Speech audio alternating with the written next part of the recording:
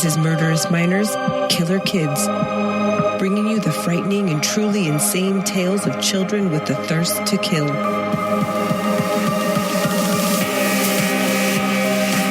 Kindergarten through 12th grade murderers. True stories thoroughly researched.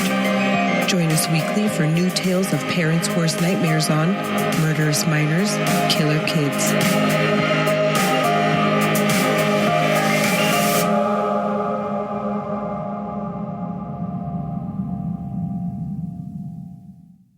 But with Charles, everything is secrecy and lies. He's hiding something from me, Sylvie. Something terrible. And it frightens me. Does he belong to you? It's hers. Where'd you find him? Robbing a bank? He was throwing snowballs at Baron Rothschild. Oh, thank you. Do we know each other? Why do you think we're going to? I don't know. How would I know? Because I already know an awful lot of people, and until one of them dies, I couldn't possibly meet anyone else. Well, if anyone goes on the critical list, let me know. Quitter? Uh-huh. You give up awfully easily, don't you?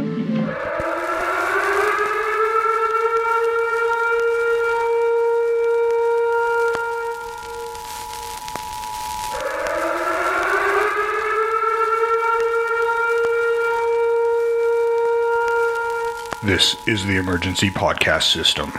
This is not a test. Movies are bombing all over the country. They are posing as movies you already know. They may already be in your theaters, your neighbor's home, or even your own. Do not panic. Specialists have been dispatched. They will help you identify these pretenders and defend you against this invasion of the remake. Please stand by for further instructions. Welcome to the Invasion of the Remake podcast. I'm your host, Jason Bishop, and with me today is Trish Coughlin. Hey, everybody. And back in the studio is Sam Stepanenko, fresh from vacay. Missed you all so much. Wait, that doesn't sound sincere somehow. No, I did. I really actually Okay. did miss recording and being part of this, especially after my shutout at the horror con. It was a really frustrating experience for me. Oh, you got one sequence in that episode. The backroom talk, where we were talking in the back No, room? well, you're in the back room talk, and then you did interview a novelist. Yes, I did interview that novelist. I wasn't sure if that was even going to fit in there, but It did. It's a good interview, by the way. Oh, Well done. I kept it really short because he was a rambler. Yes, Nice.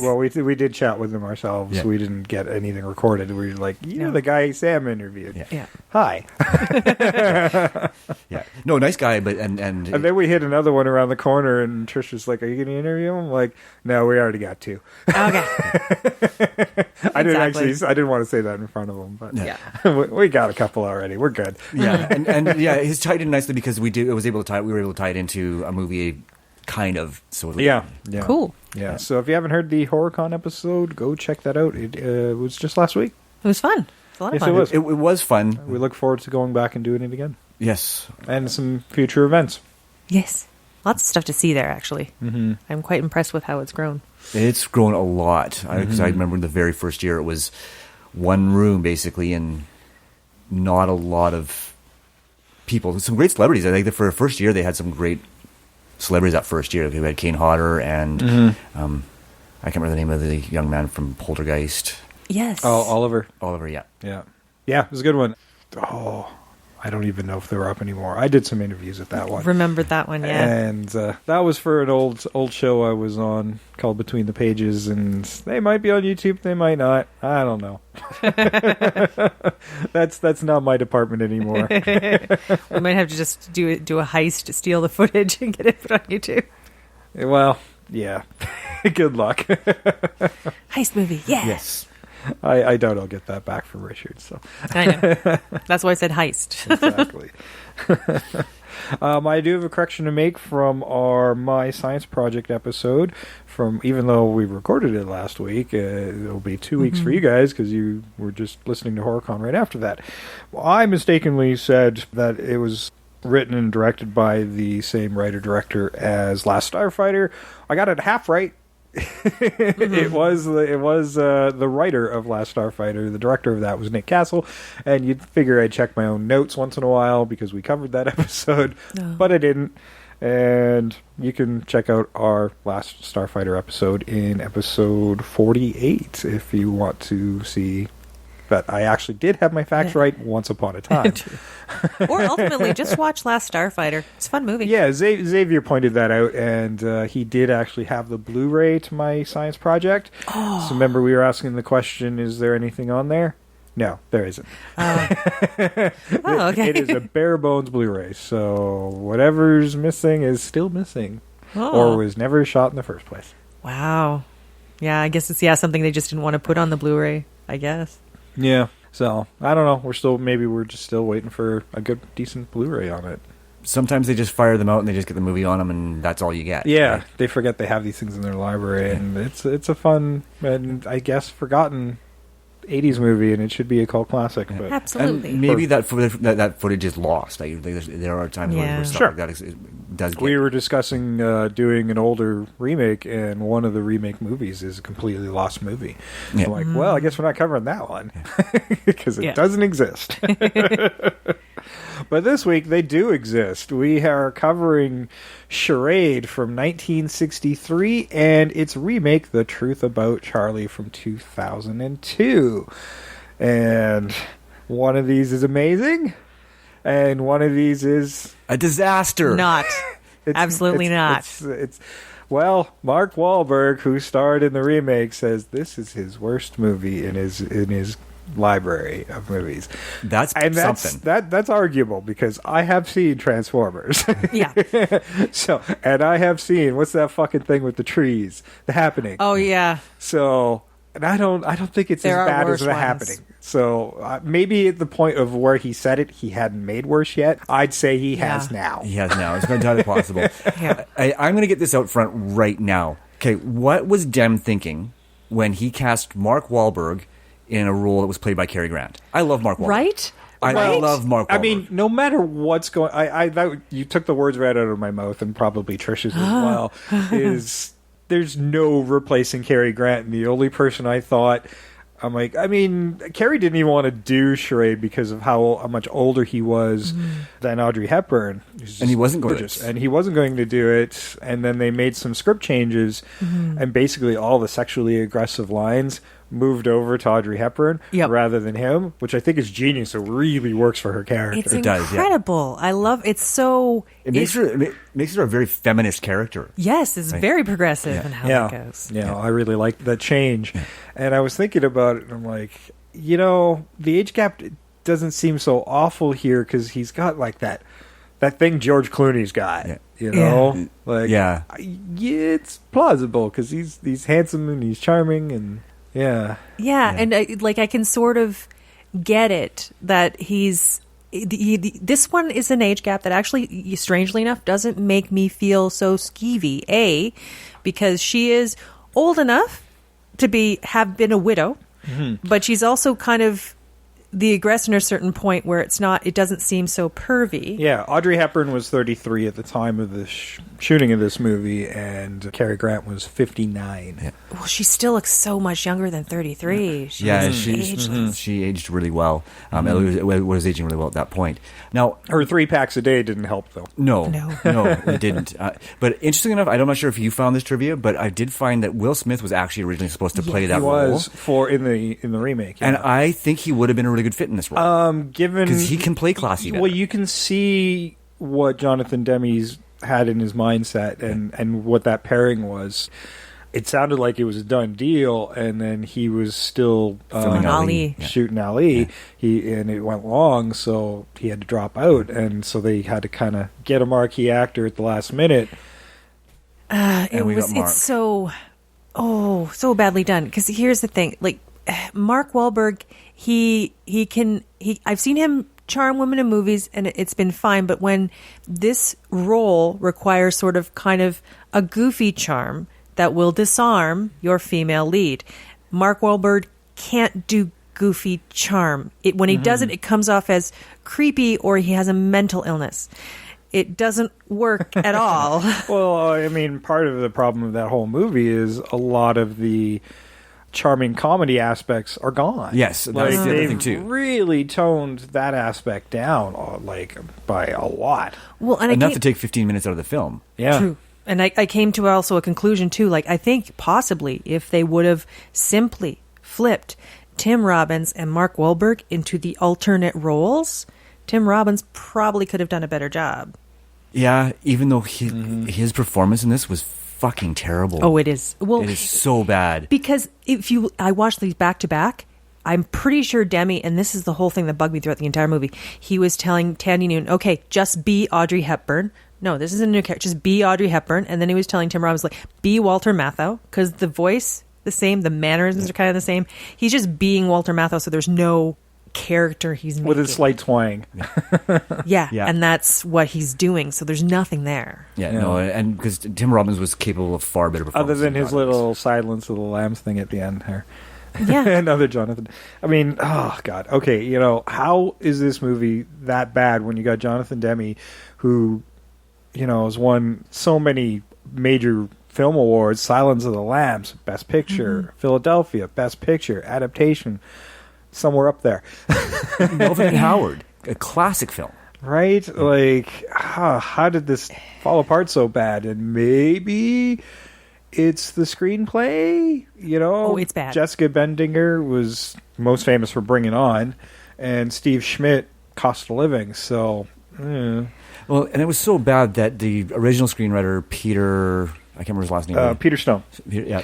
He wrote Taking a Pelham-123. We will talk about that at some point in the future because it has been remade. The original story was by Mark Bem, and Peter Stone also wrote Just Cause. But yeah, he was so against this even being remade that he didn't even want his name in the credits. Yeah, it was funny. The remake in certain regions where it would say based on the original story screenplay by Peter Stone, he would use Peter Joshua. Yeah. Yep. Which is the character name of Cary Grant, or one of the character names of Cary Grant. Oh yeah, that was kind of a delightful roller coaster as you're like going, okay, this is finally his real name. Oh wait, no. Okay, this is finally his real. Oh wait, no, this is finally his real name. Yes, yeah, they're not sure exactly. And see, yeah, I hated the fact that IMDb actually spoils the remake for you. Yep. Because I was looking through it and I'm like, they've got everybody's final names as the credits. Whereas they don't in the original movie. It's all their first aliases, the names they go through most of the movie with. And Cary Grant, Peter Joshua, Alexander Dial, Adam Canfield, Brian Cookshank, and then finally Hamilton Bartholomew. No, wasn't it Bartholomew before Cruikshank? No, because that's who Walter Matthau was posing as him in that office. But I thought that he was Cruikshank in the very end when his secretary is like Mr. Cruikshank. Oh, I'm getting it confused that's what they did in the remake. Yes. Yeah. Yeah, it's easy to get confused when you watch these movies so close together. Yeah. Right. But there's one thing I really liked in the remake. It was actually the very end of the movie where he's like this recovery agent and there's his office underneath the stairs. With the little handwritten name taped beside the door. That actually made me laugh. It's one of the few things in the movie that actually made me laugh. Well, it's not even just that office. It's underneath the stairwell, and he goes in. Oh, that's stuff. No, it's another little bit. Yeah. You have to go deeper down in to get to. Yeah, no, it was funny because they made a point of showing you where the executive offices. He's walking towards it and then turns and goes down the stairs. I found that really probably the wittiest thing in the whole damn movie. Well, actually, weirdly, there's one bit I did kind of enjoy was the whole kind of tango bit where they're swapping partners. That was classic Demi. Because it was really. It was smart. a nice nod to the dancing scene in the original film, but she feels more like she's in peril as she's getting batted around between these guys looking for the money, and there's money. And in the remake, it's this nice tango as she's swinging off the different partners, whether it's the commandant or one of the people after the money. Yeah, there's more banter. That movie kind of came alive for a brief moment when that was happening. Yeah, there was one small change I enjoyed. It was the way they changed the way the gang, I guess it was, interacted with them. Yes. And it seemed more like a partnership than sort of this almost like kidnapped in the original movie. Yeah, it happens a lot quicker in this one. Yeah. And the murder mystery isn't as robust. Like, well, let's get through the cast here, and then we'll get into that a little bit. Original movie, 1963, directed by Stanley Donen of Saturn III and Blame It on Rio, and we talked about him in... Come on, anybody? Oh my God, was it the Peter Fonda thing we did? No. Episode 122, Bedazzled. Oh, yeah. I get to do this more often when you got this many episodes cranked up now. Yeah. But it is our very first time talking about Cary Grant and Audrey Hepburn. Mm-hmm. Man, watching this movie just makes me want to watch Breakfast at Tiffany's and how amazing she was back then. Walter Matthau, James Coburn, who we did talk about in our Magnificent Seven episode, which and is episode also in Payback. 105, and Yes. Payback, which I don't have the episode number for. I knew there was another one we did. George Kennedy is in this. You might most of us would remember him from his later career in Naked Gun, but he's kind of weird and creepy in this one. Oh my God, he's terrifying in this one. Yeah, Dominique Minot, Ned Glass, who was in West Side Story, and Jacques Marin from Marathon Man is also in this as well. It's got a really great cast. It does, and to be honest, so does Demi's from 2002. Screenplay by Jessica Binder and Steve Schmidt. And, Jonathan Demme, as I said, award-winning filmmaker. And that one stars, I guess Wahlberg wasn't quite the A-list actor he is these days. But, Mark Wahlberg, Thandie Newton, Tim Robbins, Stephen Delane, who played the brief moments of Charlie, Sakina Jaffrey, Christine Boisson, Simon Abkarian was one of the lieutenants. Jun Hoon Park was one of the guys looking for the diamonds. His first American film. First American film. Lisa Gay Hamilton from Jackie Brown. Ted Levine from Silence of the Lambs. Yep. I was so happy to see Ted Levine. Always happy to see Ted Levine. Once I saw him, I'm like, really? Okay. And I had to make a note of Magali Noel, who was the mysterious woman in black, which was really these weird moments of this woman wearing black in a veil like she was mourning something. But she just turns up in a couple of scenes, stares at Thandie Newton. Thandie Newton stares back. And then they move on. They have no connection. There's no connection whatsoever. I had to look her up. I'm like, was she in the original? No, she wasn't in the original. She's a fairly was a very prominent French actress, and maybe that was just the reference. I didn't get it. Maybe it wasn't for us to get. Unless it was from the what the heck is the name of the movie? The piano movie. That because it did influence this movie as well. I'll have to look it up and I'll come back. Yeah, well, a lot of French New Wave influenced this movie. Yeah, as well. There was that when she goes down to the market. There's a woman who's packing up a stall, and it was like Parapluie de Cherbourg, so the Umbrellas of Cherbourg, which was a very famous French New Wave film where nobody says a word, they sing everything. There's lots of references like that in the movie that if you're a French film fan, you'll probably get it. They went over my head, and I had to actually read about it. Umbrellas of Cherbourg, if you can find a subtitled version, it's really, I'd watch it because it's a gorgeous film, very interesting. And Catherine Deneuve's in it, I believe. Cool. Catherine Deneuve. All right, well, I'm going to run the original trailer here, and we'll start getting into it. And when we come back, I'll tell you what the piano movie was. Okay.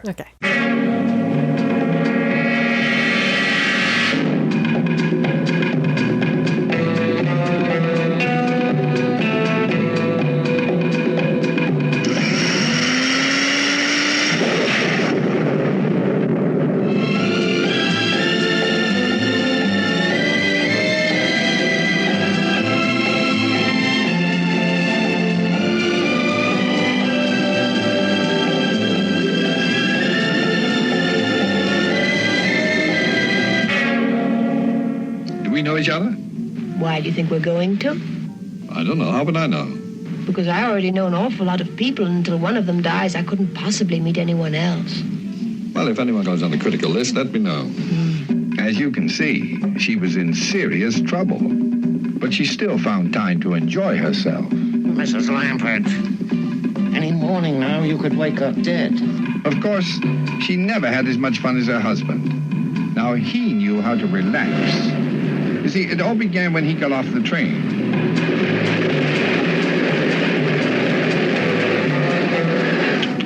Now, there's a relaxed husband. Police probably think I killed him.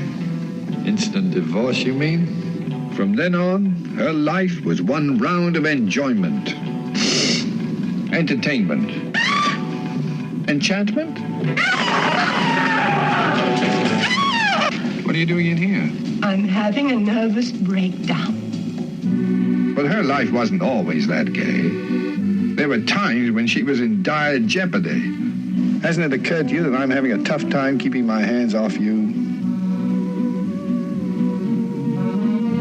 Oh, you should see your face. What's the matter with it? It's lovely. When we played our charade, we were like children posing, playing a game. Reggie? Got you. Waterproof? You're Charles Voss's wife. Now that he's dead, you're their only lead. Mr. Bartholomew, if you're trying to frighten me, you're doing a first-rate job.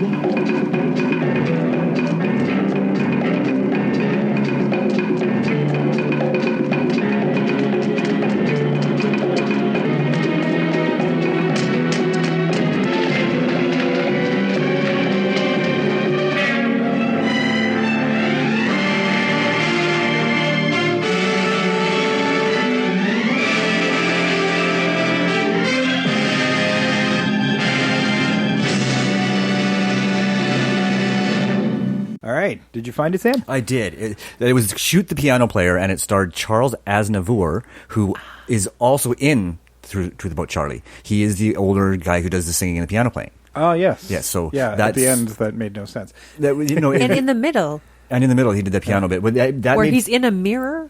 Yeah, there's some odd stuff happening with that, and I think it's just Demi wanted to include it because there are some elements from Shoot the Piano Player that are replaced elements from Charade in the remake. Right. So this is kind of a remake of two films, it's kind of pieced together from two from the sound of it. It's mostly Charade. Mostly Charade, but there are certain elements that were pulled from Shoot the Piano Player. Right. All right. Well, the basic idea of this one is Audrey Hepburn's Regina Lampert. Well, actually, her name's the same in both movies. So Thandie Newton But in the remake, they actually pronounce it the French way, Lambert. Yeah. I wanted to. Well, we'll get to Thandie Newton's performance later, I think, because I swear to God, I don't think most of that is her fault. I think it is direction. She's a fairly capable actress. I beg to differ. I didn't really like her in her Mission Impossible movie. Didn't like her in this. I don't like her in Westworld.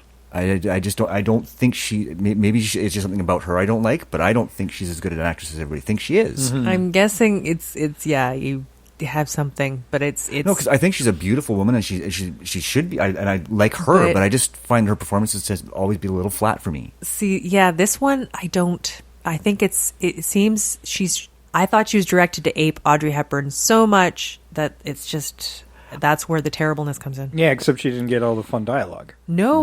No, there is much more fun dialogue in the original. Like there's so much more fun dialogue. Agent, no spy, no agent. I love that through line. Yeah, and they do those jokes kind of keep coming back. It's a really clever script. It is really clever, and that's really highlights the difference between the '60s and the 2000s. Is in the 2000s we get audiences seem to want, or filmmakers seem to think that audiences want it fast, snappy. Not a lot of dialogue. In the 60s, everything was dialogue heavy. They really drew you into that world. Mm-hmm. Right? And this is a classic example of it. I really miss the dialogue. Yes, so as did I. Well, and it seems like they put bits of it in and then just let it drop. Oh, Like- there were things that they did include in there as a remake, and then they went nowhere. Yeah, like the- why introduce Sylvie and her kid if the kid's never going to play again? right? Yeah, and he was so important in the original, and Yeah. it Little didn't make sense to douchebag. not. Little douchebag. Oh yeah, he was He's a a little horrible jerk. child. Jean-Louis. Jean-Louis. Little shithead. Although, if you're throwing snowballs at the Rothschilds, I'm kind of down with that. Exactly. But yeah, I love it when his mother picks him up. I've never seen a Rothschild. Let's go this way. But then it gives them that moment to have that time where they interact. Whereas in the remake, it's like, hey, quitter, okay, bye. And then that's it. Whereas the original one, there's more banter. Like in the remake, it's like she's met him for 2 seconds and then just goes somewhere with him. In the original, she doesn't actually leave the airport with him, but like I can see why she would have something going on with this guy. They've had an actual interaction. Yeah, Yes. I mean, it's like right after her divorce talk. Yeah. And she gets really flirty really quickly. Because she's made a decision, and Yeah. it makes sense. It does, yeah. It does make sense, because she's determined that she's not going to be continuing her relationship with Charlie. Yeah. Yeah. And It's yeah, very loaded. very well. You think You think. Well, for a Charlie's reason. got some secrets. he Yeah. does have some secrets, but when she comes back to the cleaned out apartment and he'd sold everything for this money, he's like, okay, so why has he sold all this stuff for the money if he has money? Right. Right. And that was one question that wasn't answered in either movie for me. Yeah. It was a device, but it didn't explain how they were living before, because they were living quite Oh, comfortably. that was both places were massive apartments. And also what I found was fascinating was the fact that he managed to sell everything in the house for the exact amount of money that these people said that he owed. That's true as well. No, he sold his house for a lot of money, but they were after $250,000. I do believe the original sale price for all the assets was over $1 million in the original film. But the stamps are only worth $250,000. That's what he bought them for. But he does say I'm sure the rest of it was just so he he could go on sold the all run. of the assets from the flat for $250,000. That's what he did. That's what they did say in the original. Yeah, because Did they? it's over Yes. $1 million in the remake. It's I 1.6 was million in the sure remake. they said more than $1 million of what he sold. No, it's the exact. That's why it's so weird. It's the Yeah. exact amount. Yeah, That is weird.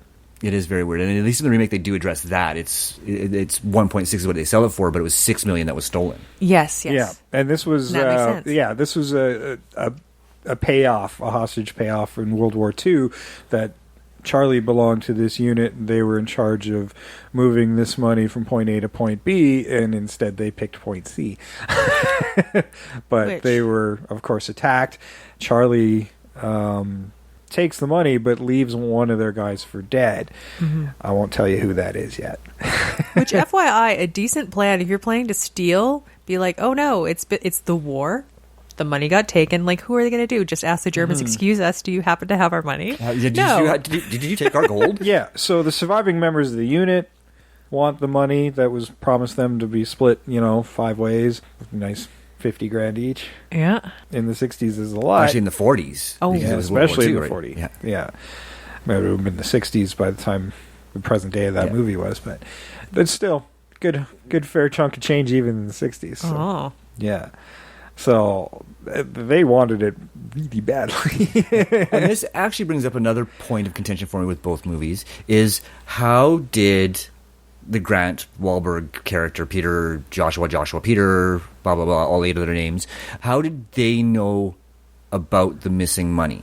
Right? Because all of a sudden, now that he's dead, they go into this recovery mode. But how do they know that they need to go after him for recovery? Yeah, but why didn't they go... Right Why to did Charlie.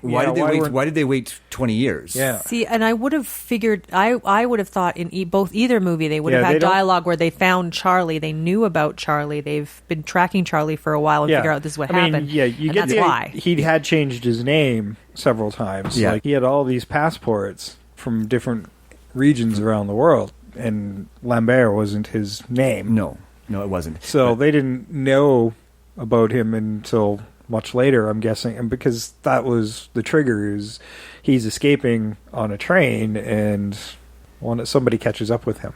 That's correct. Yeah, And somebody gets that is the catalyst. Is Charlie is killed, and she comes back to a completely empty house, and everybody wants money, and she's got just this little bag full of stuff that was retrieved by the cops. Yeah. Yep. Off his person. Ooh, even FYI. his body was found. FYI, the apartment in the 60s one, with all those closets just hidden in the walls, that's amazing. Just wanted to put that out there. It is pretty cool. It was pretty cool. And I love how I'm not sure, I can't remember if she did it in the original, but in the remake, Thandie Newton kept slipping and falling. A lot. A lot. I was worried for her. Yeah, and I had this feeling that those were actual slips. I think they were, although there's one moment in the Audrey Hepburn version where she does slip. She doesn't fall, Yeah. but you do see her kind of slip as she's racing into the hotel. Yeah.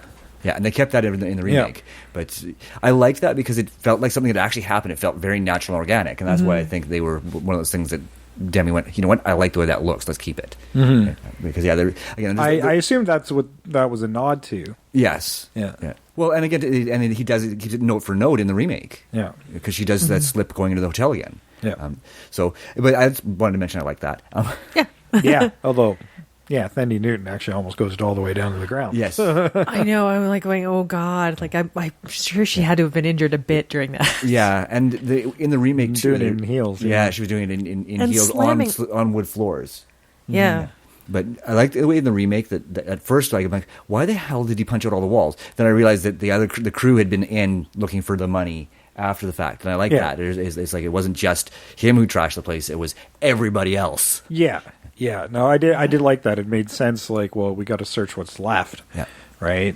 So that's why the piano is smashed, and yeah. But it took me a moment to sort of connect why the chaos, why it was even more chaotic. Yeah. And then, oh yeah, obviously our quote unquote bad guys had been in there. Yeah. No, that made perfect sense to me as well. But yeah, you're right. It's sort of, I always just, it's weird. I think they should have put maybe some dialogue, but I assumed that the catalyst was they had found Charlie, found out what happened, and that's when this sort of came into play. Even if it explained it at the end as to how he got involved, like when in that meeting at the office, then it would have tied it all together for me. There was a piece missing for me. Right? It didn't ruin my enjoyment of the movie by any means, but it did bug me a little bit at the end of the way. Like, well, how did they get on to him? Yeah, right? Especially considering obviously they were on to him before he died because he was already working Reggie at the everybody's being worked here. Yeah. But yes, that's exactly it. They were already on to Regina because Cary Grant, or let's go Peter Joshua from either movie, the only one I can remember, is already flirting with Regina while she's on vacation. Granted, this is all happening at the same time, so they know where she is, and they know where he's running or whatever. But there's 4 of them, so they can track from different areas to figure out who's got the money. Exactly. So, but the thing is the timeline between his death and when Peter shows up at the ski resort there is this occurring simultaneously? Is this a week later? Like that's we don't know how long she's been at the ski resort. Exactly, we don't know, and that might have been another way to address the. I thought it was weird that they initially were questioning her as a suspect when she had an alibi. She clearly had an alibi, and it never comes up. No, in either movie. Yeah. Well, I think the other one, it's sort of, they hint that they'd only been married for like 3 months. And I could see maybe at that point they were like, oh no, we're dealing with a Black Widow here. Yeah. And well, that's what I would get. In the remake that they'd only been together 3 months. Yeah. Yeah. I think it was a little longer in the original, definitely longer. Yeah. But in both cases it was a whirlwind romance, yeah. right? Like they met and they were married within a couple months. Yeah. Right? Yeah. I think in the remake, I think it was like within a couple weeks. Yeah, man. Well, when she's talking divorce with her friend Sylvie's like, why? That's not... He's like, oh, I don't love him. Well, that's not good enough reason. He's rich. Yes.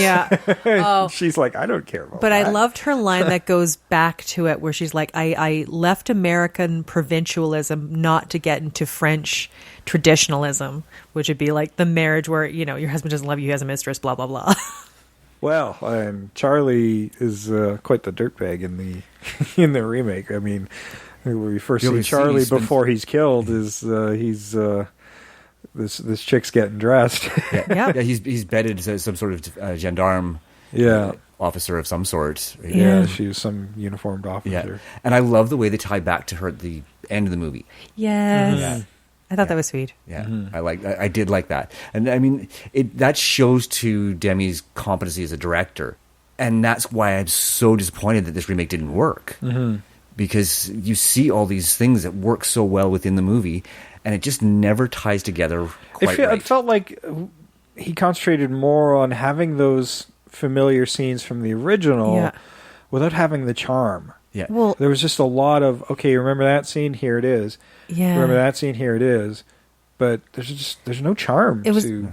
Yeah, you're right. There's no charm. It has people read. It's like they're basically reading the scene out loud. There's nothing alive on the screen. Like he's like, I got the shot, not caring that it doesn't. The only character I thought actually had a little humor to him and character was Ted Levine. Well, and I think that's just he was that's the Ted first one to Levine. die. So Actually, the police officer, I thought she was good. really solid. yeah, the commandant was pretty good too. Although I don't understand why she kept wearing that fingerless glove. Yeah, I don't know either. There were all kinds of weird affectations in this movie because I fucking can't stand the way Mark Wahlberg looks in a hat. why was he You are wearing a correct. beret in that whole movie? Yeah, except for when he wears the fedora, and both times he looked utterly ridiculous. You can never put anything on his head unless it's a bike helmet, I feel. There's nothing else that will look okay. Yeah, I don't know why he looks so stupid in them, but and then Tim Robbins, they put him in the beret as well, and it's like, why? He gets away with it more than Mark Wahlberg, I would say. Yeah, because he's clearly fucking insane, so you can get away with stuff like that when you're insane. Yeah, Yes. no, I think it's one of those. We're in France. You know how we're in France? Berets. Yes. Oh, God, yeah. Because you can't tell by like everything else in this movie. Because No. France doesn't look distinctly like France. Yeah. Yeah. The wealth of baguettes all around. There's a scene in the original movie that they're on the boat and they kept going under the French bridges, but it's clearly the scene they're on the deck of the boat, Soundstage. and they're clearly on a soundstage with the blue screen or whatever. It's superimposed on the background. It's fairly well, but they'll every time they go under a bridge, they'll make all the dialogue echoey. But you could tell it's like a canned echo. I love that, though. I was I like, thought it going, was hilarious. It's so much fun. They're like, okay, so yeah, they're trying something here, and I am on board with it. Yeah, it was great. Yeah, I mean that speaks to the sound designers. They obviously went, you know what? Let's make this sound as natural as possible. It sounds completely unnatural, but it works because it's like, well, I see what you're doing. Yeah, and it ties in with the sort of tongue-in-cheek tone of the film. It too, does, right? yeah. So good. Then there's I don't know why. It just amused me. I was going to bring that up too because I remember like going, I just love that part. It was so much fun. There's so much fun parts in the original. I will say that I liked every scene with Cary Grant and Audrey Hepburn. Like there wasn't a single scene that I didn't thoroughly enjoy. Yeah. I did have some problems with some of the scenes with our three bad guys. I found that. George Kennedy was just overly harsh. Yes, yeah, they were all. Yeah. I think they were trying for sort of a parody of the bad guys. Yeah, and it didn't quite work. It worked well. It worked, but not. It just a little bit off for me because even they tried to make him a little more mustache twirling bad guy. Yeah, because even Coburn felt a little forced. Yeah. The only one that really actually worked for me was the smarmy little guy whose name I can't remember, but that was Ned Glass. Ned Glass. Yeah, he worked. He worked for me, and I think it's because he wasn't too over the top. But, Sneezy. Yeah. I love the funeral. Like nobody's showing up except these guys from the unit, and they're like, James Coburn comes in and he puts the mirror under Charlie's nose. He's dead. Well, no. First, the guy with the glasses, Ned Glass, comes in and does. I don't know what he does to check. He does a bit of a check. I think he grabs his wrist or something like that. Oh yeah. And then Coburn and sneezes. Yeah, he sneezes. Like obviously he knew him. He's allergic to him. Yeah. Love that line. Then it's Coburn, and then the final one is killer. I love it. Yes. Yeah. Then it's Herman, who is George Kennedy, walks in, sticks a pin in him a few times, and walks right back out. Doesn't sit down, just like and walks out. Yeah. Well, that's not terrifying at all. Yes. No, and he's a big man. I didn't realize how big he really is until you saw him in comparison to Coburn, who we know is a fairly large man, like a fairly tall stature man. So I had no idea he was that big. And then they get into the elevator, him and Cary Grant, and I'm like, well, he's just like, that elevator just fits him. Yeah. He couldn't get on to another, like, if that elevator was slightly smaller, he couldn't get in. Yeah, and you don't think about it when you think about him and Leslie Nielsen together, because Leslie was so tall as well. So I never thought of him as this large man, but I guess it was in his senior years. He may have shrunk a little. He may have shrunk a little bit. And I mean, this was filmed in the 60s, so he would have been really large for the 60s, because, I mean, the average height in the 60s is certainly much less than it is now. So, I mean, he would have been well above average stature, so he would have been really intimidating. If I would have been around in the 60s, I would have been tall? You would have been probably around average height, yeah. Damn it.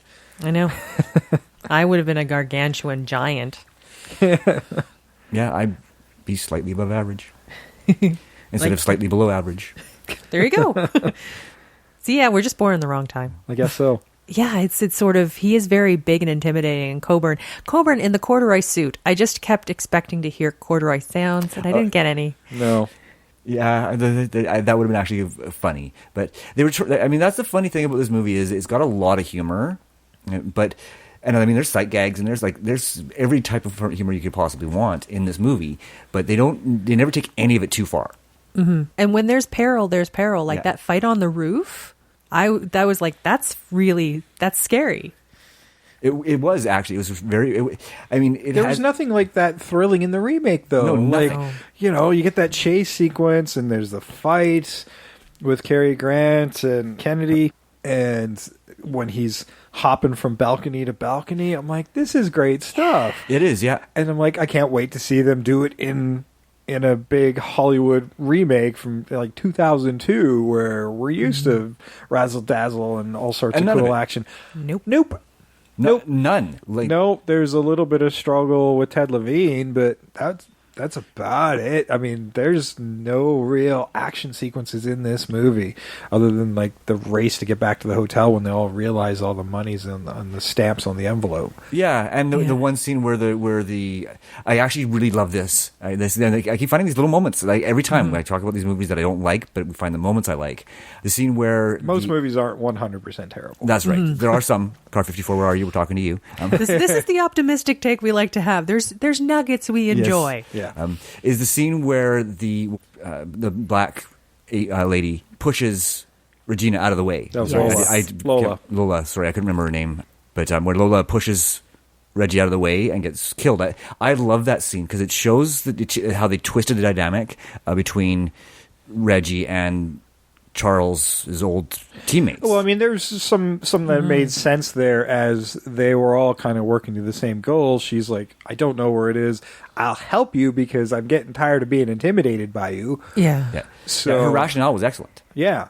So they're all kind of working together. And then by that point, Cary Grant's been outed that he's actually working with them rather than against them. Yeah. And I love this. He's the Mark triple Wahlberg. spy. It's the same in other movies. Doesn't matter. Yeah. But they didn't kill a Lola in the original. But the Lola there dying was no thing, female in the team. But I like the Lola dying bit when there's a bit more to that where the reason she dies is because she sees Dial, and that takes her out of it so much. I actually it bugged me. He's responsible. It bugged me that the real bad guy in this movie, the guy who kills Charlie, is knocking off more and more of the crew in the original movie. Yes. Nope, just knocked off Charlie in the original one, and he's like, well, he was a liar. But never takes it any further than that. Ted Levine drops dead of a heart attack. Although it was pretty funny at one point where he's like got electrodes and he's acupuncture needles. It was so weird. It was probably the best moment of levity in the whole movie. Yeah, he was pretty funny. This tough guy, but he's got needles. He's got a heart condition. He it's weird. They make him look like he's sick. Yeah. And I think that was sort of something they were trying to put in the movie, but sort of glossed over, that he was sick and wanted this money. He needed it immediately. Yeah, he was a merger of George Kennedy's Herman and Ned Glass's Leopold. Leopold was the sneezy, sicker one. Yeah. But yeah, they were just getting knocked off regularly, and to remind you, this is a murder mystery that is escalating. Whereas there was only ever one real murder in the remake. Well, Lola's death was technically a murder. Yes, it was, but it wasn't because of her main bad. I hated that fucking bullshit. Oh, that was a completely arbitrarily added, unnecessary garbage. Yeah, Regina thought her husband was an orphan. obviously her husband had been lying about a lot of things. And they introduce the mom, who has no dialogue whatsoever, who is just grief-stricken and revenge is on her mind. So she tries to run down Regina, and Regina is pushed out of the way by Lola, who gets hit by the car and ran through a building. Right after professing that she's very attracted to Reggie, and I liked that. Because that was one of the few moments that to me suggested the charm of Regina from the original, is that everybody should fall in love with her. Right, because of who she is, and the Regina as performed by Audrey Hepburn, you could totally see that. You didn't need that bit like that we did in the remake, because everybody loved her, because I loved her just watching her on screen. Oh, so did I. So did I. So why would you need to add? They didn't need to have that bit of dialogue, and it would explain why they were so instantly attracted to each other. It never ever feels like they even like each other in this movie. In the remake. There's not a lot of chemistry between those two. There's a thing I really like about Cary Grant in this movie, and there's always the question from Audrey Hepburn, is there a Mrs.? Yes. So every time there's a new name, and he goes, yes, but we're divorced. Yes, we're both divorced. And we finally get the real identity of Cary Grant at the end of the movie. Yes, and she goes, but you're divorced? No.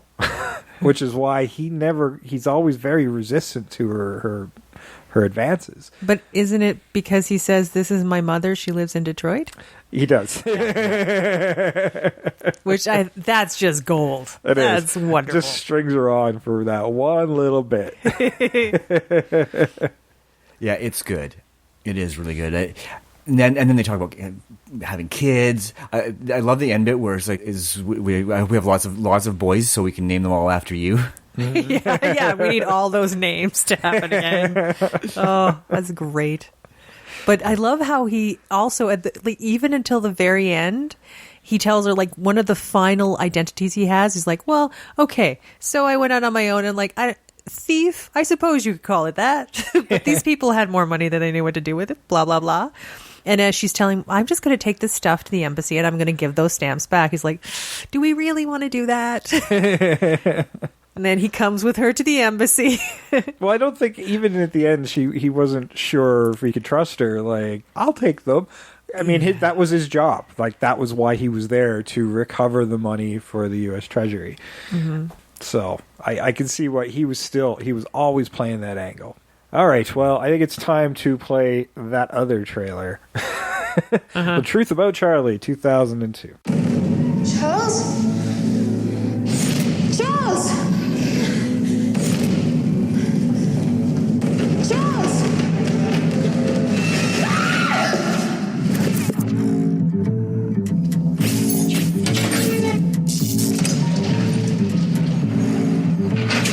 This is your husband. I know this is difficult, but we have many questions. Is this your husband's passport? Charles Lambert. Yes. And this? No. And this? And this? Perhaps I will have that, Siggy. Her husband's dead. Sorry our first meeting has to take place under such unhappy circumstances. Her life is in jeopardy. We don't know what your husband was up to, but we do know that he stole $6 million from some very lethal people. I do have it. Yes, you do. You just don't know you've got it. And there's only one person she can trust. Joshua. Your husband. Reggie, I'm so sorry. I've got to get out of here. It's not just that Charles was murdered. There's all this other money, and there are other people who want it. When we find the money, we find the killer. Your husband messed us up. Something fierce. We can hurt you if we need to. Badly. Are you all right? Is that woman giving you a hard time? Joshua! Have you ever been in love in Paris? I can't say that I've had that pleasure, Reggie. Well, you're still young. Maybe you still have a chance. Hello, Mrs. Lambert. Has he laid his little tango routine on you yet? He wants your money, and he'll do anything to get it. Just remember, I'm on your side. One woman will discover. I wonder what you're really like. There's only one way to find out. That behind every person lies a question. Where's he going? And behind every answer What's going on here? lies the truth. Charles never told the truth about anything. None of you do. The truth about Charlie. Am I still allowed to kiss you? Yeah.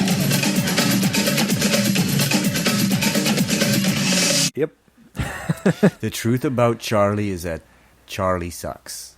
This whole movie, well, not this whole movie, most of this movie is really not very good. That's the truth. Yeah. You know, like, I wanted to like Truth About Charlie, especially after watching Charade. I'm like, oh, okay. But I had seen it once before. I didn't remember very much other than the fact that I didn't really like it. Mm-hmm. And after watching Charade, I really didn't like it. Yeah, and you know, it's a shame because I said I like Mark Wahlberg. I think that he's great in certain types of roles. Yeah, this was not a Mark Wahlberg. No. Well, I mean, it also he was kind of working against the grain here. Like, they took out a lot of what made this movie work, and that was part of the characters was missing as well. And I mean, they took all I the think stuff. Thandie Newton is charming, but she's not nearly as charming as Hepburn. See, yeah, and I think she could. It was weird. Like, I think I think she could have that charm. I think she could bring out that charm, but I think she was just getting directed to like ape this Audrey Hepburn character, and you can't do that. No, yeah, nobody was making the roles their own. No, I don't think they had an opportunity. Yeah, because Thandie Newton's Regina was more of almost a damsel in distress. She didn't have the strength that Hepburn's Regina did. No, yes. Not by any stretch of the imagination. She was like a fish out of water. Well, and although what was with that ending? You know, okay, in the original movie, they pieced together the timing from the ledger of time and place and what was going through Charlie's head, and she had given the stamps to young Jean-Louis, who took him to a dealer, gave him a whole bag of stamps. The dealer was like, woohoo, retirement. Yeah. Because he knew what he had. And she didn't know. And then there was that whole I'm not a thief thing. They had to track down the guy who wound up getting the stamps, and he's like, I'm not a thief, I'm returning yous. And they returned Jean-Louis' big bag of stamps. Well, no, they paid for them. They did pay for it to give it back to the kid, which isn't important. Whereas at the ending of the remake, she just knows. It's like, did you know all this time about the stamps? She made scans of the stamps so she could make a point of burning them, and then she returns them with the whole "I'm not a thief" line. Yeah. But like, wait, when did you piece this together? Yeah, like at one point, did you know you've been stringing them along for a while? Yeah. Exactly, and then you had that whole standoff scene that was really clumsy. Mm-hmm. Yes. Oh, that was just, the Mexican standoff was terrible. It's really bad. But what I would have loved is, you know what? If you want to make her understand and see it, give her some backstories, like where they met was like at some sort an art/stamp collect. They met at the stamp collecting thing in Paris. Have it that. Yeah, just do something. Some note that sets that up, that she knows, or at least hold on the stamps for a second where her eyes bug out. Or something. Yeah. Or at least have her be like, she's just looking at them, and just out of curiosity, she goes and takes the stamps somewhere and be like, look, this is just something I'm thinking about. Do you think these are worth something? And then the stamp collector going, oh my God. I mean, a lot of this is because this whole movie is about everybody around her's lying. Yeah. And she's the only one being honest, like, I don't know what's happening, what's going on. She's lying too. Yes, yeah. They do make her into a liar, but she never was in the original. No. And in the original too, like again, she's just the stronger character. Like when it comes to like Cary Grant, she'll call him on his bush, but in the most adorable way. Like at one point, he's like, "No, stop." She's like, "Okay." He's like, "What?" She's like, "You told me to stop." He's like, wasn't done complaining yet. She's like, oh, okay. Mm-hmm. Or the ones where he's like going, well, tell me what's going on. She's like, stop bullying me. He's like, what do you mean? Everybody's bullying me. They want me to do stuff. I tell them stuff I don't want to tell them. Mm-hmm. Like she's standing up for herself. But in this one, she's just, oh my God, she's just. Hepburn's nervous breakdown on the phone. Oh, love that. Like, it was great. What are you doing in here? Having a nervous breakdown. But in the remake, it's sort of Thandie Newton just just seems to just give exposition to anybody who walks by. Yeah, you want to know that everybody wants like a $1.8 million. It was $1.8 million. Like, I can see you're going to get milk. Oh, what's wrong, dear? Well, you see, my husband died, and all these people are after me for $1.6 million, and I don't know what to do, but I still need to get milk. She wasn't fleshed out very well. If they wanted to change her, that's fine, but they needed to make her keep that strength. Mm-hmm. And you're right, like, explain if they're going to use that device of burning the laser scanned stamps, they need to have the payoff moment somewhere, even after the fact, like showing how that revelation of the stamps is just like whoa, where did this come from? Mm-hmm. Yeah, and I mean, it didn't even work as a device because I knew they were fake, right? Mm-hmm. I knew she wasn't burning the real stamps. I don't know how I knew, but when he did, I'm going. I didn't think they were a laser copy, but I thought that she had thrown out another chunk of envelope with stamps on it. Well, you see the night before where she's going to meet up with the commandant and the commandant's lover at the police station. She's like, I'll be there in a half hour. This happened hours and hours ago. Like, this part of the story was already resolved. That's how you knew. Like, it's sort of, she's already told them. She's already brought the stamps. I suppose, yeah. That suspense is gone. Yeah. Yeah. I don't, it just... Because everybody was there waiting. This was the moment to make their arrests. Yep. So, and this is what the point where I was.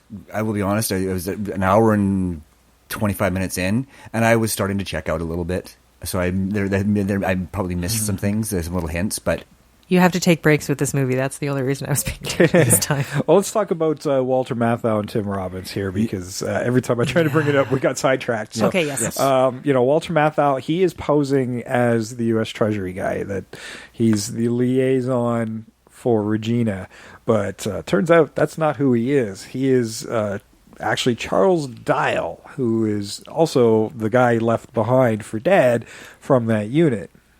Mm-hmm. Whereas the group, the Mark Wahlberg, Cary Grant character within the body of that group was posing as Dial's brother. Not knowing that the real Dial is actually still alive.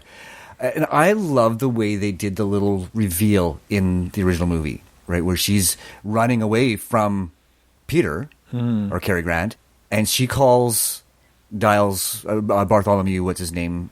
It's Bartholomew. Yeah, but she calls his office, going, "I need help! I need help! I need help!" And then they finally get him on the phone, and it's somebody else, and that's where you get your reveal. And it's like, he's not who he says he is.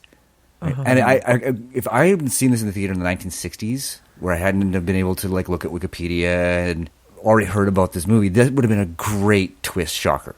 Because I had Matthau picked out right away, but they handled that really well. I'm like, well, wait a minute, everybody's off for lunch? This is a weird setup. And so I'm like, okay, this isn't what it looks like, which I thought was I really did like it. And I actually thought they handled it fairly even better in the remake, because they never went to his office. Yeah, because he got to her car and met her at the vehicle, and then they went for a walk to the park. Yeah. and I did like that better. I agree. Because it was like, okay, she never gets a chance to go in, and you figure U.S. Treasury, the security would be fairly high. Yeah, so it made sense that he would meet her at the car and circumvent her from ever going in the building in the first place. Exactly.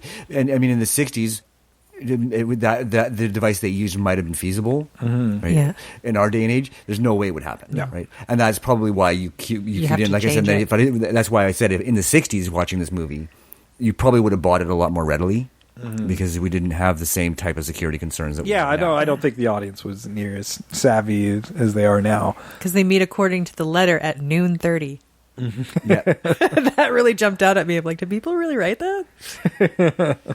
Apparently. But yeah, everybody's manipulating poor Regina. Yeah. And that actually should have been a clue, because that's the way they would say it in the military, right? That's the way they say 12 noon, is they just say 12:30, right? Right. So that should have given a hint that he was a military guy. Right? So they do give you hints even before that reveal. And I still think that reveal would have been amazing in 1963 when you were seeing that theater with a bunch of other people who may or may not have pieced together that he's not who he says he is. Exactly. Well, I mean, like you say, like being in the office, you're like, he's in the office. Why wouldn't I think that he's a treasury guy? Mm-hmm. Yeah, and he was coming out of his private washroom too, right? Washing his hands. That suggests a familiarity that would have made sense in the 1960s. Absolutely. But yeah, the chase scene at the end was also much more exciting. Oh, yes. Mm-hmm. She goes into the theater, and then she's in the, I don't know what you call it. There's actually peril, where, she, is that, what do they call those things, the parapet?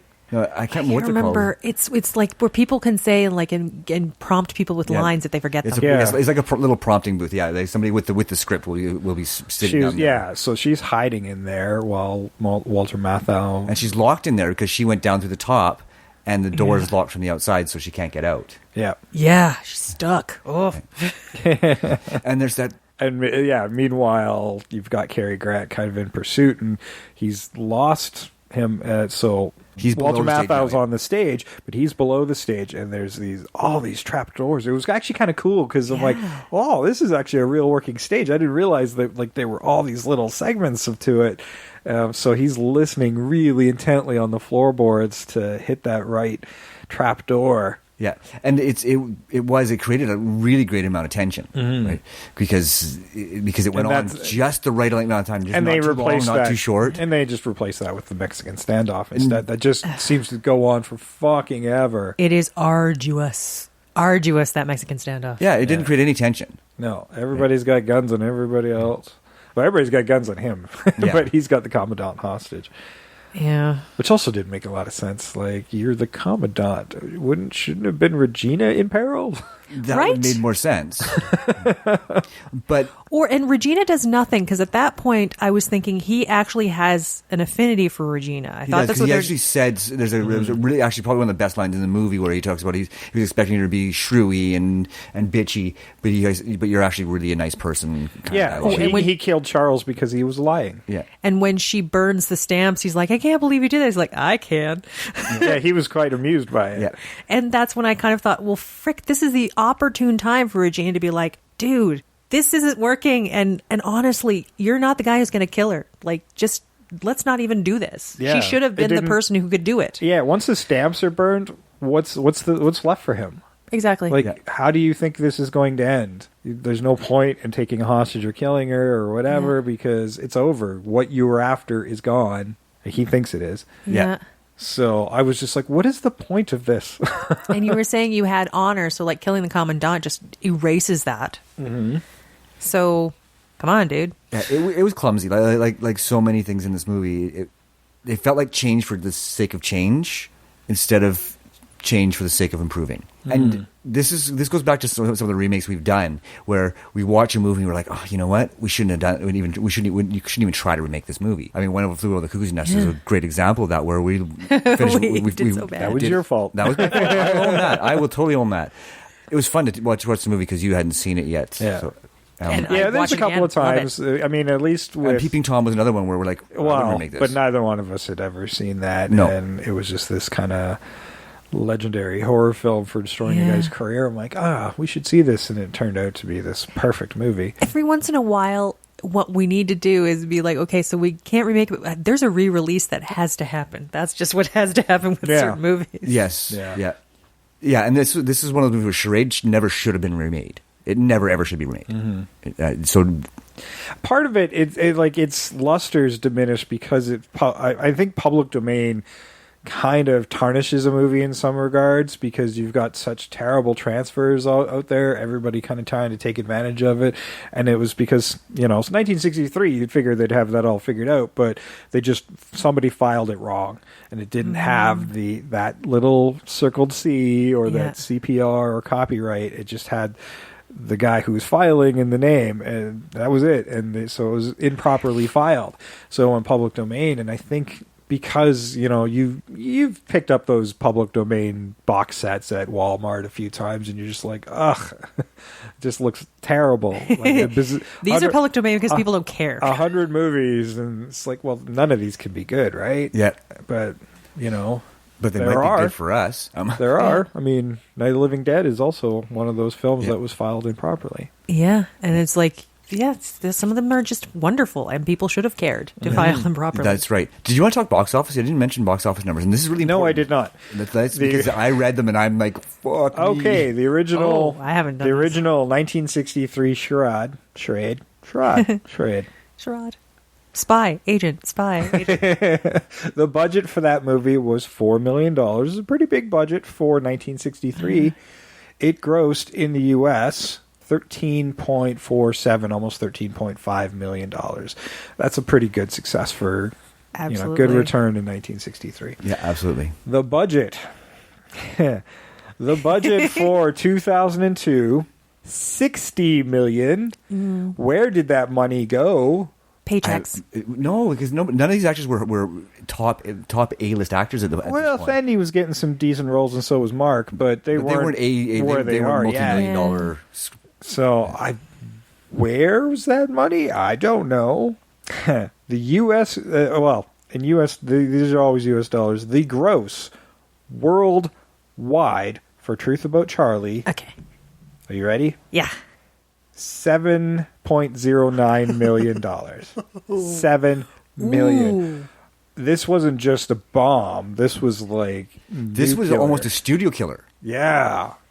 Like, that is an expensive one. If it had been Universal, it would have killed the studio. Yeah, if it was a smaller studio than somebody like Universal, that studio, that might have been a problem. But, some studios, some of the bigger studios, they can handle big flops. I mean, just talk about Disney and John Carter and Lone Ranger.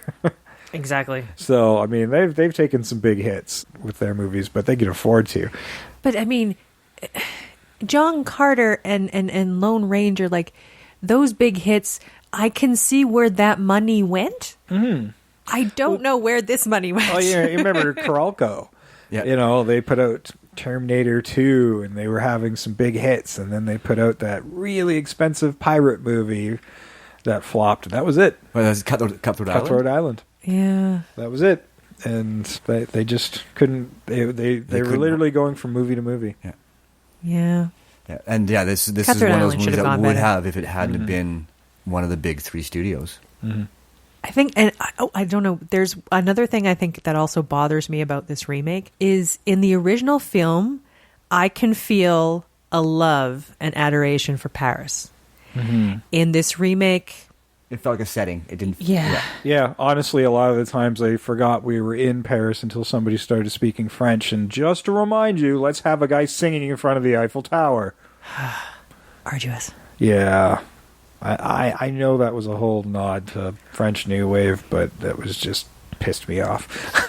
Especially when you weren't doing weird shit like that earlier. The woman singing about the tango, I get that. It's weird. Like I was in Paris probably, God, almost 20 years ago, and there was little things like I remember like just down the Seine, I could see like lights up and people like having a little party, dancing, like just along the Seine. That happens. There's beautiful stuff like that happening all the time. But in this movie, it's like... Do people boat down the river and in search of people making out? Not that we knew, although... That was in Charade. That was in Charade. What they do is go down the Seine, and when they catch three people sort of hanging out on the side, just drinking wine out of the bottle, they will feel compelled to shout out, "Stop drinking out of the bottle." In French, which will take us a few minutes to decode... Because last time we did this was grade 9. We're like, wait, did they just tell us to stop drinking out of the bottle? They did. Damn it. So they didn't say stop drinking, just stop drinking out of the bottle because you're disrespecting the wine. Pretty much, yeah. Don't disrespect wine in France. Apparently. Just don't disrespect wine. Unless it's $2 bottle wine, then you can just disrespect it all you want. And you can get a decent bottle of wine for like you can get some cheap bottles that are really good. Yeah, you can't hear. No. A friend of mine's on vacation. He's put a picture up on Twitter of these bottles of wine in like basically plastic water bottles. I'm like, whoa. I mean, they're dirt cheap, and they should be. But where That's are what you? coolers come in. Yeah, I can't remember Plastic where he went bottles. exactly, but yeah, cheap. Yeah. Wrong. Yeah, don't know. Is there anything else about this movie? Is there anything about the Truth About Charlie that we liked? or anything else? Because I think we've covered. Yeah, the remake. There's not much there. Like, I don't know. Like you're saying, it's such a flat. Oh, we better do this scene and this scene and this scene, and not looking for any magic. But yeah, like just the delight of Audrey Hepburn's role in the original. It's just amazing. She's Loved given it. so much dialogue and handles it so well with just that nice tongue in cheek. Like, it is meant to be this murder mystery romantic comedy. That's actually even in the trailer. Go watch the YouTube bit, the original trailer, because that was part of the musical stuff that you can't see, but they show it and they mix it all together in a blender. Yep. And it spit out Charade, which was a wonderful, wonderful film. Absolutely. Yeah. And man, that missing all that comedic charm. Like, there's just little nuggets in there in the remake, but not enough. And when you take away all that wonderful banter and that sexual aggressiveness of Regina, you're not left with much. No. Oh, the one bit where she's talking to him, he's like going, yeah, just look me up in the phone book. So there's only one Charles Lambert in Paris. Yeah. I hope so.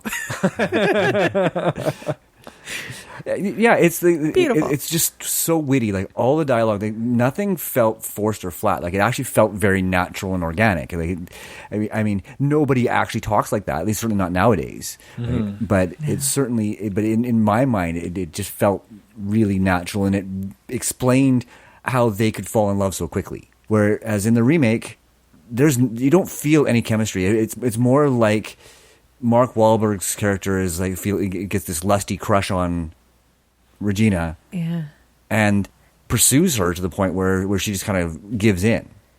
That's the way it felt to me. Even the end felt clunky and forced. Like, at no point do you feel like a connection between those two characters. Well, remember when she's getting the train ticket to London? At least in her Mission Impossible movie, you feel like there's chemistry between her and Cruise. Absolutely. True. And that's a whole other thing. But in this one, when she's trying to get the train ticket to London, and he's like, stay here with me with the hat on, which, again, you're right, he can't wear hats. And what they have to do is do a little montage in her head of what a romantic time out with Mark Wahlberg is going to be in Paris before she goes ahead and purchases the ticket. Because they're like, you know what? I don't think we're getting any chemistry here. So let's just manufacture someone in a weird fantasy sequence and then just ditch it. And, we don't see as much of that doubt about that she has. Every time a new revelation about Cary Grant comes up, she gets very suspicious, confronts him with it, or runs off to meet with her, with Walter Matthau, right? I like that bit where he puts the thread on the door, and it's attached to this little thing, so when her door opens, it would alert him. And so he went out. She's already figures he's going to follow her, and he's looks like she's getting into a cab. Cab takes off. She's actually hiding on the other side of the cab, so now she's free. I'm like, man, you're slick. You're smart. I love that. And there's none of that in the remake at all. There's just none of that kind of playfulness about it, even in those moments where she's just like, no, I don't want to be followed. And maybe that wasn't even to keep him from following. It could have been like everybody was staying in the same hotel. Yes, all those army guys were there. Yeah, she doesn't know who to trust. No, and the Coburn character's death with where he's dead and it has a written dial. Right? And they got rid of that entirely and have Lola say it after she gets run over by the car. Yeah, and that took away one of the great moments of tension from the elements of tension from the that was in the original, because now she thinks that Peter is now killed Coburn's character. Yeah. So she's now afraid of him, and she's very clearly afraid. Right? So that whole scene along the train, which they kind of recreate, with him and with Peter and Mark Wahlberg and the last surviving army character. Yeah, that was Park Jung-hoon Park, which was Il-sang Lee. Yeah, so they kind of recreate it, but it works so much better in the original because there's this element of fear for the character, because she now believes that he is a killer. Yep. They took out all these things that made the movie exciting.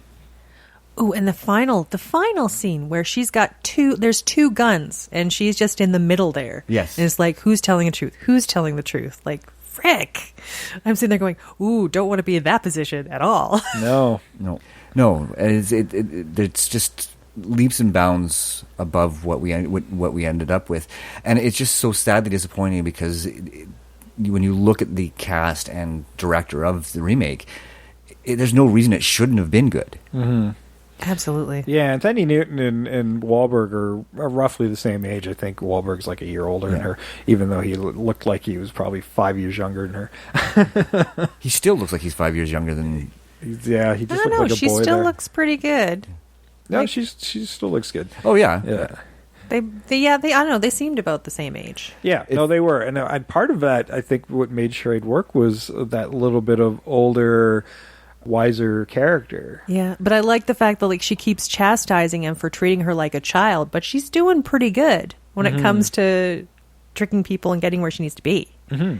Yes, and I like the fact that she's kind of established that she likes older men because Charles was older too. Absolutely. Right? I mean, he had to be just by default. I mean, he's a war veteran. Mm-hmm. Right? So it made sense that she would also be attracted to Grant's character because they already established that she likes these older guys. Mm-hmm. Mm-hmm. So there we go. So I like that. It's not like it's uncommon, and at least in this context of the movie, and it's not uncommon in Europe either for the younger women and slightly older men.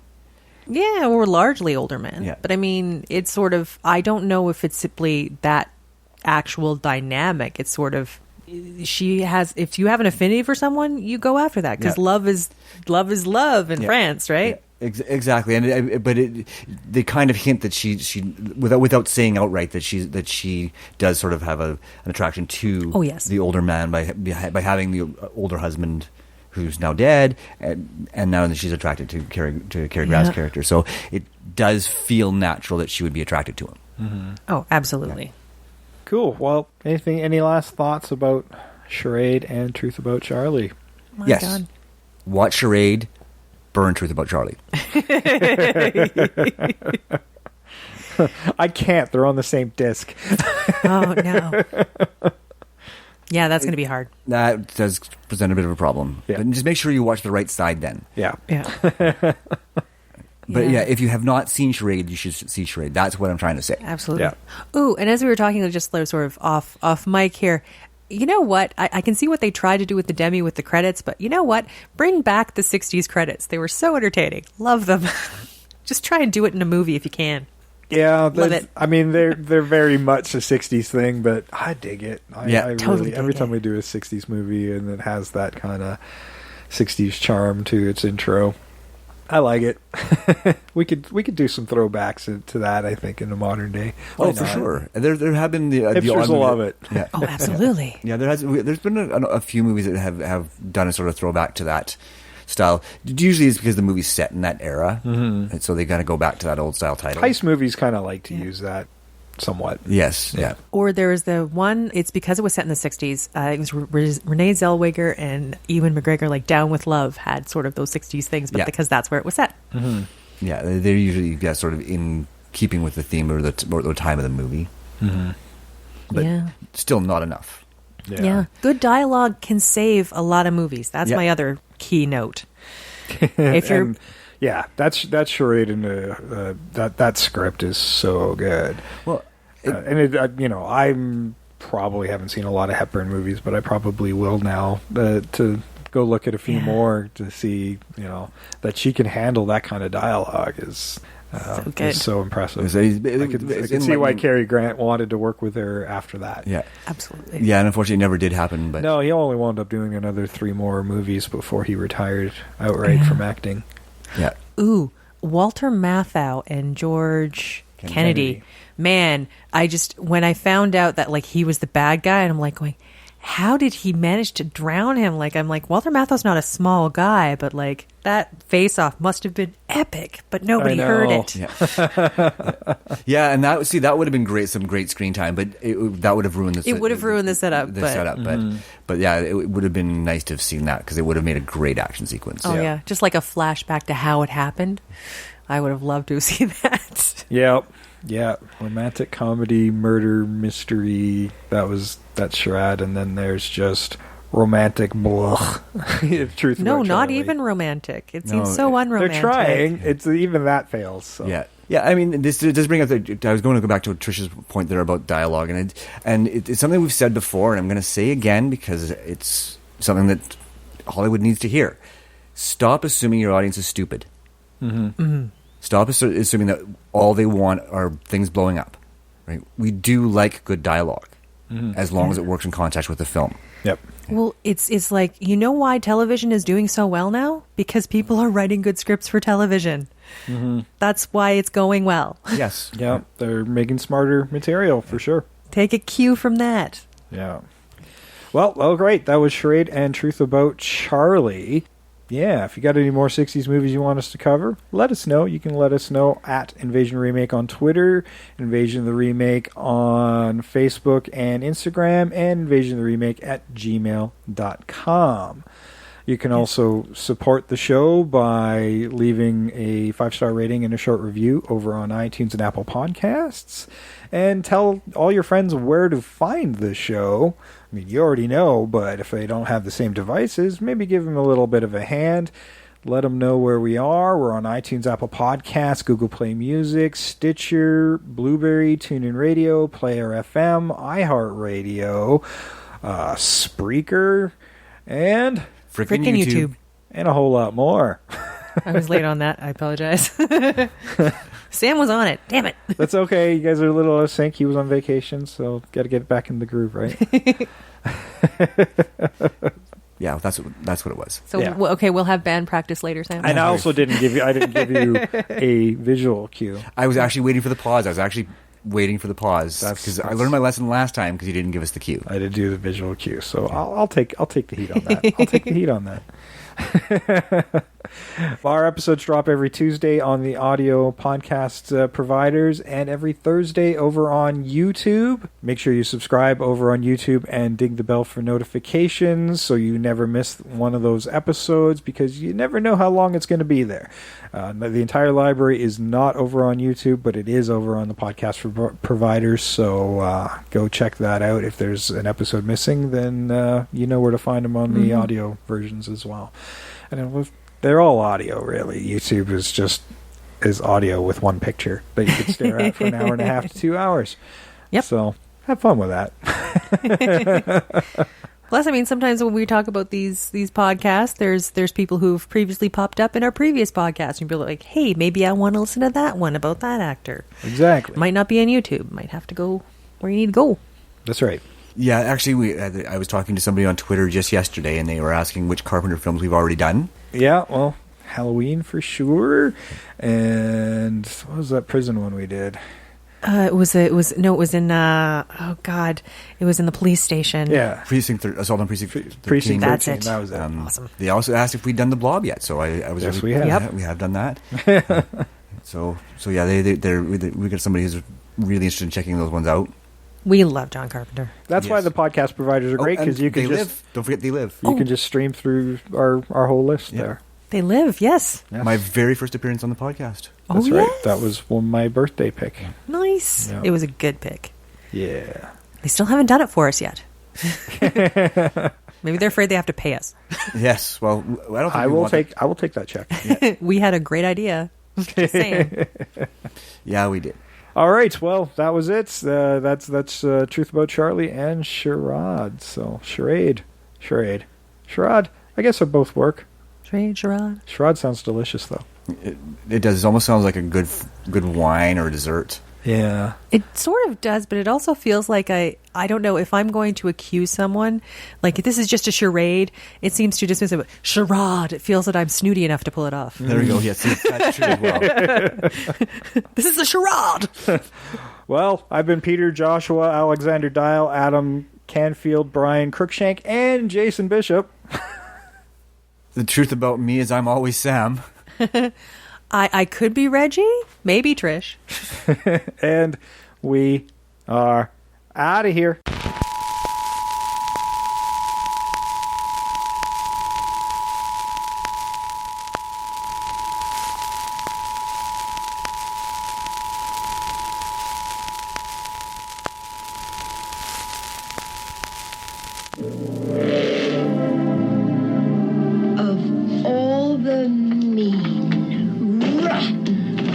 contemptible crooked. Crooked? I just think you'd be glad to find out I'm not crooked. You can't even be honest about being dishonest. Why didn't you say something? We're not allowed to tell. Now, come on, give me the stamps.